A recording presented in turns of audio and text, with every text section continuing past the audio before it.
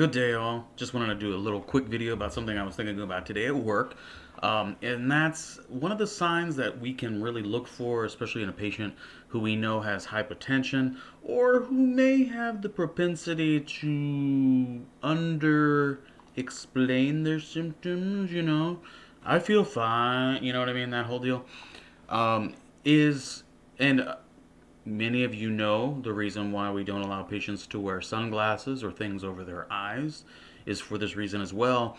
Is you can tell so much about what's going on with your patient by their eyes.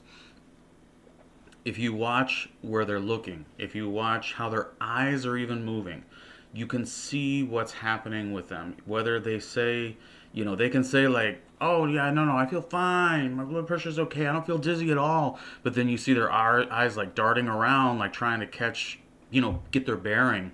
You can probably get a good indication that they may not be telling you the whole truth.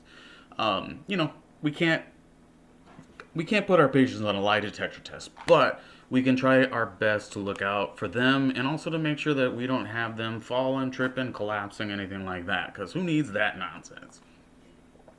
So watch the patient's eyes. If you're talking to them, if you have a low blood pressure event, engage the patient in conversation. If the numbers come out, 75 over crap, then engage with the patient. Talk with them so that their eyes get focused on you. That way, while you're talking with them and hopefully doing your interventions, saline, laying them back in Trendelenburg, whatever have you, you can see what's going on. If you're talking to them and you're carrying on a conversation and they just suddenly trail off, or if their eyes just start to focus somewhere else, then they're going to Neverland. So we need to like step it up, throw them in Trendelenburg, maybe call for help. Probably call for help. I think that's the standard intervention thing. Um, but if you do that and you keep an eye on your patient's eyes, you can see a lot of what's happening to them. If they're lying, you can tell that sometimes too. I had a patient who I walked up to him and his numbers were fine. Like he was like 112 over good. And I just was like, "Hey man, how are you doing? You doing okay?" And he just like something in his eyes, like he just kept kind of looking around like not his normal mannerisms.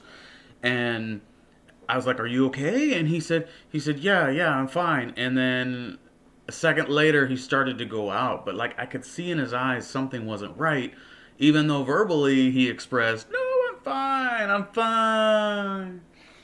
So, just a quick tip for y'all. Watch your patient's eyes. If you can engage with them conversationally, I know eye contact can be difficult for some. I know that eye contact can be awkward. I know that for autism spectrum disorder people, if your patients have that, it can be very uncomfortable for them or even awkward for them to maintain eye contact. So, do what you have to, but you can pay attention, look at the bridge of their nose, whatever have you, whatever works for you, just so that you can keep your eyes on their eyes. Have a good one.